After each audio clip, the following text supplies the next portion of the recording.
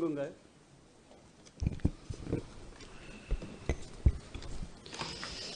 저는 우리 참고인의 발언을 열심히 잘 들었습니다. 아마 참고인께서 이렇게 이런 자리가 쉽지는 않으실 겁니다. 이렇게 많은 국회의원들이나 이 노동부에 관련되신 분들 많이 있는 자리에서 본인의 얘기를 쭉 얘기하시는 게 쉽지는 않으셨을 텐데요. 저는 이렇게 최저임금 얘기를 들으면서 좀 그런 생각을 좀 많이 해보게 됩니다. 최저임금을 인상할 거냐 말 거냐 이런 문제를 가지고 논쟁을 하고 있다라면은 지금의 우리 이런 얘기들이 굉장히 생산성 있는 저는 대화가 될 거라 생각이 듭니다. 그런데 내년도 최저임금 7,530원으로 정해져 있습니다. 그렇다면 저는 이제 국회에 있는 우리들이라면은 좀 더 책임 있는 자세로 그 다음 대책들을 저는 중심으로 논하는 게 맞지 않겠느냐 항상 이런 생각을 하는 사람입니다. 그렇기 때문에 정부가 최저임금 인상이 발표가 되자 여기에 따라서 관계부처 합동으로 어떻게 그러면은 이 문제에 관해서 충격이라면 충격을 흡수하기 위해서 어떤 대책들을 세웠다라고 얘기하지 않았나 생각이 듭니다. 저는 그런 의미에서 좀 접근을 했으면 이 최저임금 문제가 좀 더 생산적으로 되지 않겠나라고 생각이 듭니다. 많은 분들이 최저임금을 인상하면 청년 일자리가 사라진다고 얘기하고 우리 참고인께서도 그 부분을 굉장히 강하게 말씀을 하시는데요. 많은 분들이 그런 얘기를 합니다. 우리 청년들이 뭐 이렇게 중소기업에 안 가려고 한다라고 얘기하죠. 우리나라 일자리의 99%를 중소기업에서 만들어진다고 하는데 그 중소기업으로 안 가는 이유는 있습니다. 그게 양질의 일자리가 아니기 때문이죠. 그럼 누구나 다 알고 있는 것 아니겠습니까? 그럼 중소기업을 어떻게 하면 양질의 일자리로 만들 거냐 이 문제에 대해서 우리 한번 생각을 해봐야 됩니다. 중소기업이 99% 일자리를 만들고 그 일자리가 양질의 일자리라고 하면 우리 청년들이 못 갈 이유가 없겠죠. 근데 만약에 그 중소기업의 일자리가 장시간 노동을 해야 되는 곳이고 언제든지 산재 위험에 시달리는 곳이어서 내가 정말 산재를 당할지 모르겠고 거기에서 받는 월급이 최저임금도 안 된다라고 하면은 누가 그 중소기업에 가서 일을 하려고 하겠습니까? 결국 우리가 중점적으로 고민해야 될 것은 그 중소기업의 일자리를 어떻게 양질의 일자리를 만들 수 있을까를 고민해야 됩니다. 이 문제를 고민하다 보면 우리는 반드시 대기업이라는 문제를 풀지 않을 수가 없습니다. 그러면 이 문제를 푸는데 가장 큰 문제 중에 하나는 대기업과 중소기업 간의 관계를 풀어주는 겁니다. 우리가 그래서 많은 대책을 얘기하지 않습니까?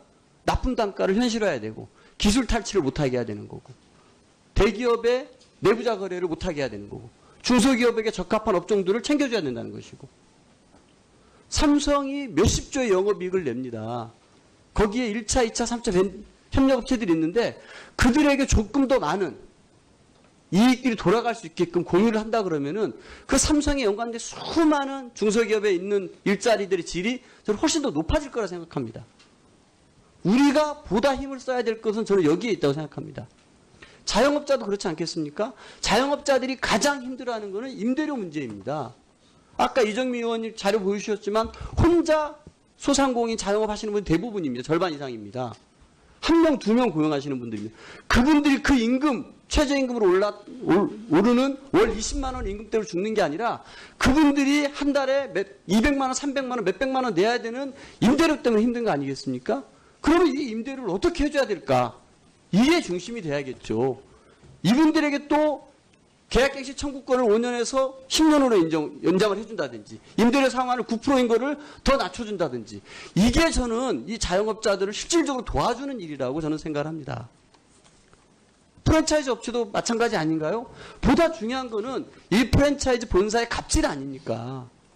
이들이 몇십 프로씩을 먹으면서 실제 가맹점주들에게는 쥐어짜고 있는 것 아니겠습니까? 이 구조를 바꿔줄 때 그분들에게 희망이 생긴다고 저는 생각이 듭니다. 왜 자꾸 이 최저임금 인상의 문제를 중소기업 사장과 그 중소기업에 있는 노동자들과 싸움으로 몰아갑니까? 이거는 소소한 싸움입니다. 보다 중요한 거는 이 중소기업 사장과 그 중소기업에 있는 노동자들을 힘들게 하고 있는 그 위에 대기업이 있는 겁니다. 이 재벌 대기업들의 과도한 이익을 이들에게 돌리지 않는 이상은 아무리 저는 참고인께서 좋은 말씀을 하시더라도 의미 없다. 쇠기의 경일 거라고 생각됩니다. 참고인께서 많은 그 지식도 가지고 계시고 많이 알고 계시는 것 같던데 오히려 그 능력을 그 열정을 이 문제를 푸는 데 쓰신다라고 하면은 저는 최저임금의 인상의 문제가 다 풀릴 거라고 생각합니다. 어떻게 생각하십니까? 저는 의견을 많이 달리하고 있습니다. 대한민국의 경제 문제를 경제 외적인 문제로 자꾸 해결하려고 하는 것들은 그렇게 순기능을 내지 않을 거라고 생각합니다. 이 대기업이 양보를 해서 좋아지느냐의 문제는 소위 그 대수의 문제입니다. 지금 300인 이상의 우리나라 근로자가 2016년 8월에 노동부 통계에 의하면 12.4%고요. 그중에 그 비정규직이 상당히 많이 있습니다. 그래서 정규직만 따지면 아주 극소수만이 300인은 외국에서 보면 이거 저 대기업도 아니고 아주 중견기업이거든요. 그 이상에 차지하는 사람이 워낙 적기 때문에 이 숫자가 많이 양보를 한다고 해도 90%는 나눠주면 돌아갈 수 있는 돈이 그렇게 많지가 않습니다. 자, 이게 그렇게 얘기를 하면 문제가 쉽게 해결될 것 같지만 쉽게 말하면 이렇습니다. 10조 원을 5천만한테 나눠주면 1년에 얼마를 줄 거냐 이렇게 한번 생각해 보시면요. 이게 그렇게 간단한 문제가 아니다. 우리나라는 사실은 대기업의 집중이 문제가 아니라 대기업이 너무 적어서 문제입니다. 그리고 자영업자가 하는 거는 자영업자가 너무 많아서 그렇습니다. 그래서 저는 제가 이제 사회적 기업 여기 진흥원 계시는데 제가 영국 이런 데 가서 보면서 사회적 기업의 긍정적인 거를 보는 거 보면 개인이 자영업을 하게 하는 게 아니라 커뮤니티 인터레스트 컴퍼니라고 해서 지역 기반 회사로 바꾸어 줍니다. 지역의 유지들이 거기다 돈을 대고 그러니까 지역 유지들이 행사할 때 그 식당 가서 먹고 그 지역에서 나오는 농산물 쓰고 우리의 문제를 이게 대기업과 중소기업 또 이런 거에 가불관계로만 가지고는 풀기에는 구조적인 문제가 너무 크다. 그래서 그런데 그런 면에서는 저는 이제 의견을 많이 달리한다는 말씀을 드리고요. 네. 아무리 숫자를 맞춰봐도요.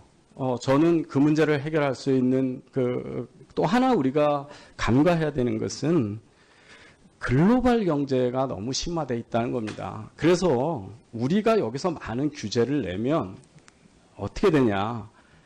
기업들이 해외로 자꾸 생산을 이전하게 되죠. 기술 탈취란 말도 많이들 하시는데요.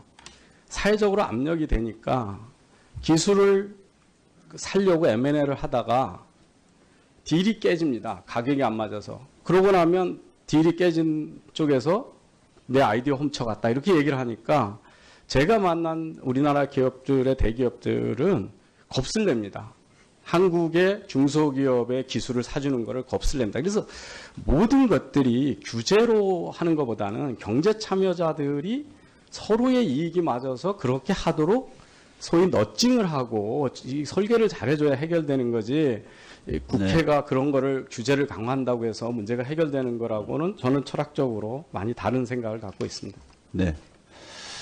자, 그럼 우리 강병원 위원님은 마무리하시고 다음은 신창현 위원님 질의하십시오. 조금 더 많은 이익들이 돌아갈 수 있게끔 공유를 한다 그러면은 그 삼성에 연관된 수많은 중소기업에 있는 일자리들의 질이 저는 훨씬 더 높아질 거라 생각합니다. 우리가 보다 힘을 써야 될 것은 저는 여기에 있다고 생각합니다. 자영업자도 그렇지 않겠습니까? 자영업자들이 가장 힘들어하는 것은 임대료 문제입니다. 아까 이정미 의원님 자료 보여주셨지만 혼자 소상공인 자영업 하시는 분이 대부분입니다. 절반 이상입니다. 1명, 2명 고용하시는 분들입니다. 그분들이 그 임금, 최저임금으로 오르는 월 20만 원 임금대로 죽는 게 아니라 그분들이 한 달에 200만 원, 300만 원, 몇백만 원 내야 되는 임대료 때문에 힘든 거 아니겠습니까? 그러면 이 임대료를 어떻게 해줘야 될까? 이게 중심이 돼야겠죠. 이분들에게 또 계약갱신 청구권을 5년에서 10년으로 연장을 해준다든지 임대료 상한을 9%인 거를 더 낮춰준다든지 이게 저는 이 자영업자들을 실질적으로 도와주는 일이라고 저는 생각을 합니다.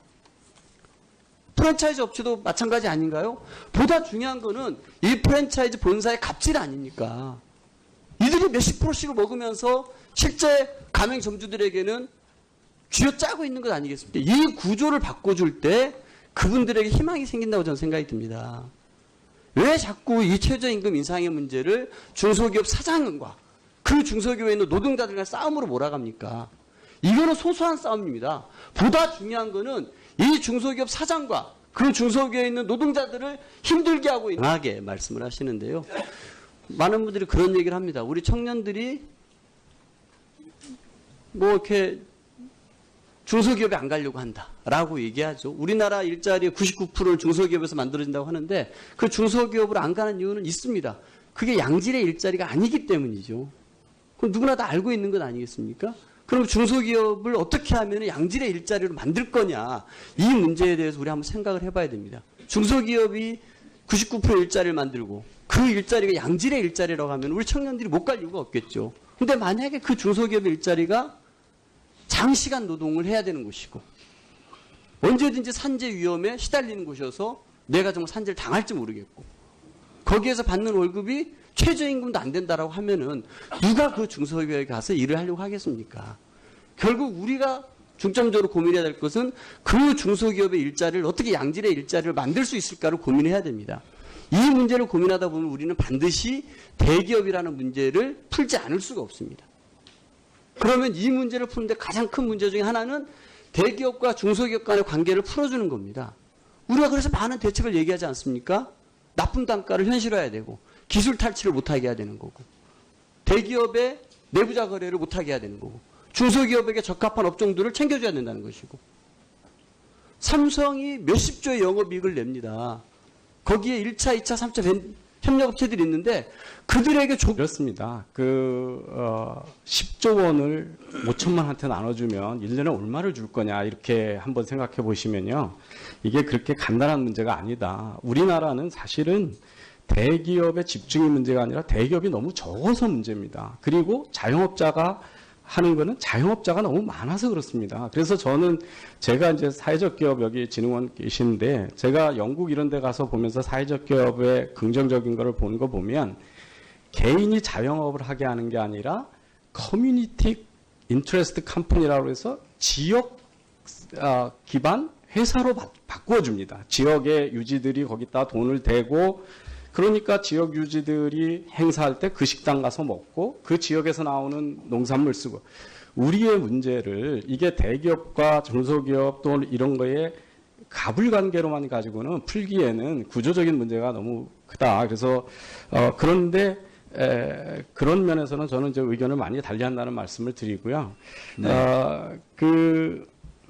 아무리 숫자를 맞춰봐도요.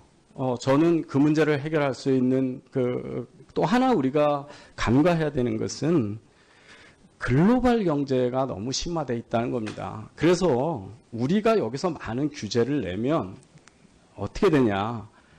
기업들이 해외로 자꾸 생산을 이전하게 되죠.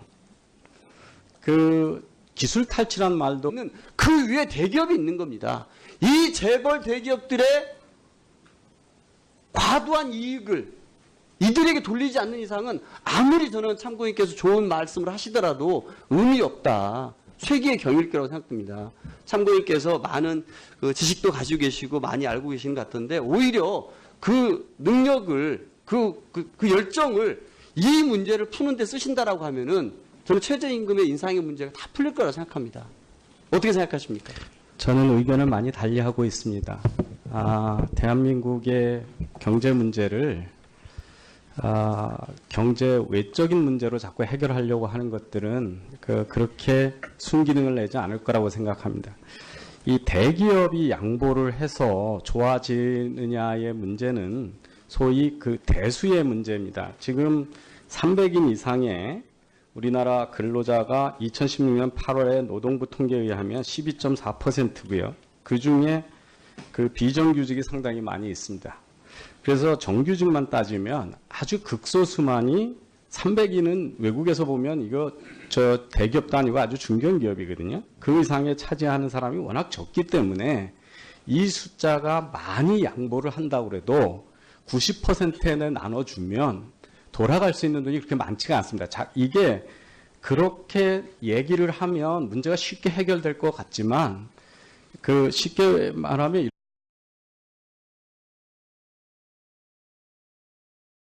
건가요?